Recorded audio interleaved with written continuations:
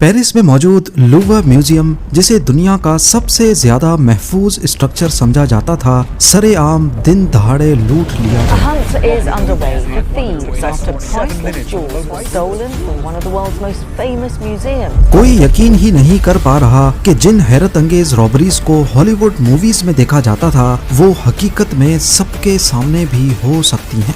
Zeme TV की videos में एक बार फिर से खुशामदीद। नाजरीन, 19 अक्टूबर 2025 की सुबह लूवर म्यूजियम रूटीन के मुताबिक आम लोगों के लिए खुलता है। गार्ड्स अपनी अपनी जगह पर थे और दुनिया भर से आए टूरिस्ट म्यूजियम के अंदर दाखिल होते हैं। सुबह के 8:30 बजे अब म्यूजियम को खुले 30 मिनट हो चुके थे। तभी म्यूजियम की दूसरी साइड जो रिवर सीन को लगती है, वहां एक गैर मामूली हरकत होती है। एक ट्रक जो आमतौर पर फर्नीचर को हाई फ्लोर्स पर पहुंचाने के इस्तेमाल में आता है, आकर म्यूजियम की दीवार के पास रुकता है। इस ट्रक पर एक मैकेनिकल लिफ्ट लगी हुई थी, पर ना तो इस ट्रक को कोई फर्नीचर ऊपर चढ़ाना था और ना ही इसमें बैठे लोगों की नीयत साफ थी। इस ग्रुप में टोटल 4 लोग शामिल थे। उन्होंने येलो और ऑरेंज कलर्स की वेस्ट पहनी हुई थी, बिल्कुल वैसे ही जैसे कंस्ट्रक्शन वर्कर्स पहनते हैं, पर उन्होंने अपने चेहरे बैलेक्लावास पहनकर छुपाए हुए थे। 4 में से 2 लोग बिना कोई परवाह किए मैकेनिकल लिफ्ट को एक्सटेंड करके म्यूजियम की पहली मंजिल पर मौजूद एक बालकनी तक पहुंचते हैं। ये बालकनी म्यूजियम के सबसे शानदार हिस्सों में से एक गैलरी डी अपोलोन यानी गैलरी ऑफ अपोलो तक जाती है।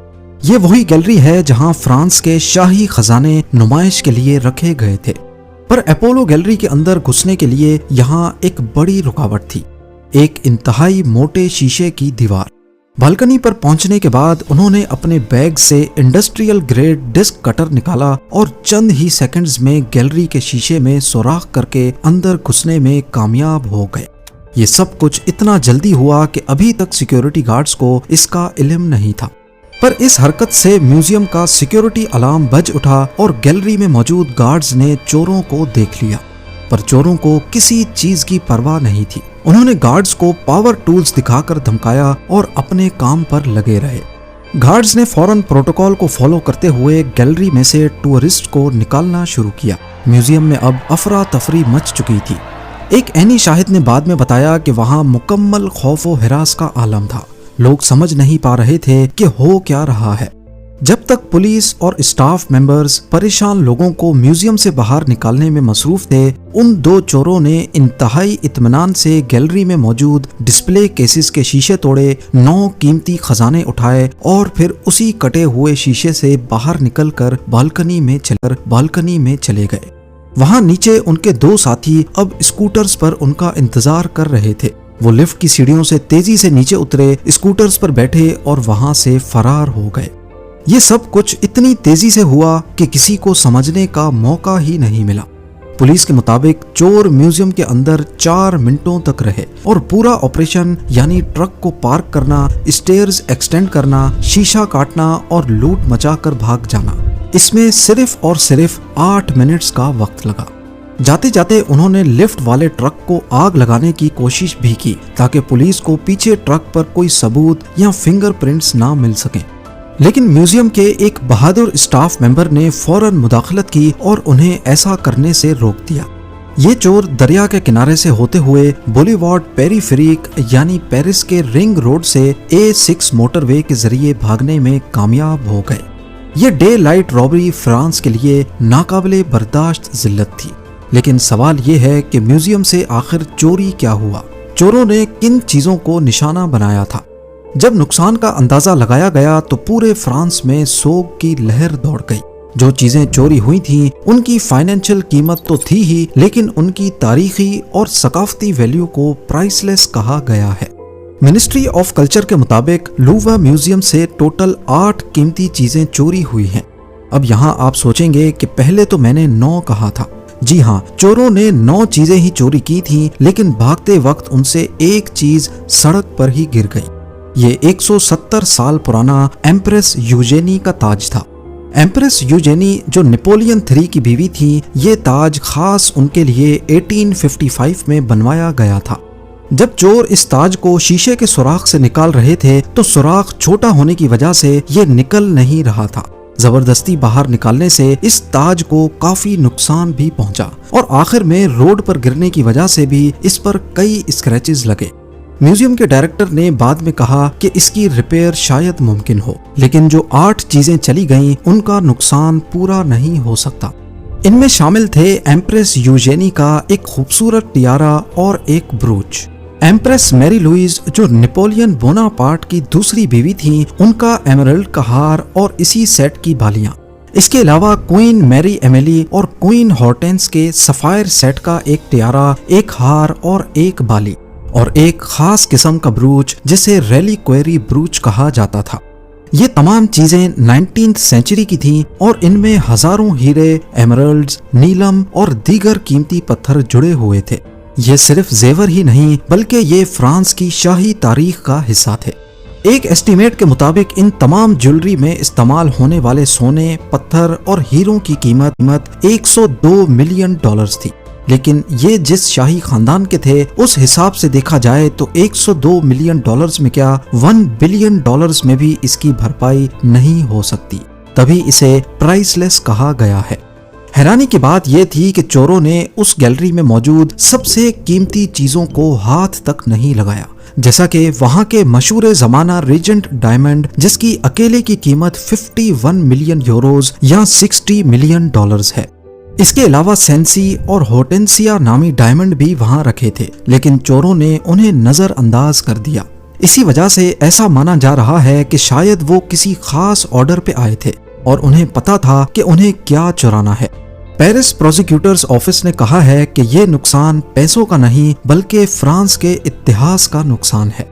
पर यहाँ सवाल पैदा होता है कि दुनिया के सबसे मशहूर म्यूजियम जहाँ हर साल करोड़ों लोग आते हैं, इतनी सिक्योरिटी के बावजूद आखिर कमी कहाँ रह गई। जब इन्वेस्टिगेशन शुरू हुई तो कई हैरत अंगेज इंकशाफात हुए। फ्रेंच मीडिया ने इब्तदाई रिपोर्ट्स में बताया है कि म्यूजियम के उस हिस्से में जहां चोरी हुई, हर 3 कमरों में से एक कमरे में कोई सीसीटीवी कैमरा ही नहीं था। जी हाँ, दुनिया के सबसे बड़े म्यूजियम में सीसीटीवी कवरेज ही मुकम्मल नहीं थी और जो एक्सटर्नल कैमरास लगे थे वो भी उस बालकनी को पूरी तरह कवर नहीं कर रहे थे जहां से चोर शीशा काट कर दाखिल हुए। लेकिन इससे भी बड़ा झटका तब लगा जब फ्रेंच सेनेट की एक मेंबर नेटली गुले ने बीबीसी को बताया कि जो अलार्म बजा था वो असल में म्यूजियम का वाइडर अलार्म था। उस बालकनी में एक लोकलाइज्ड अलार्म सिस्टम भी लगा था, लेकिन वो कुछ दिनों पहले ही खराब हो गया।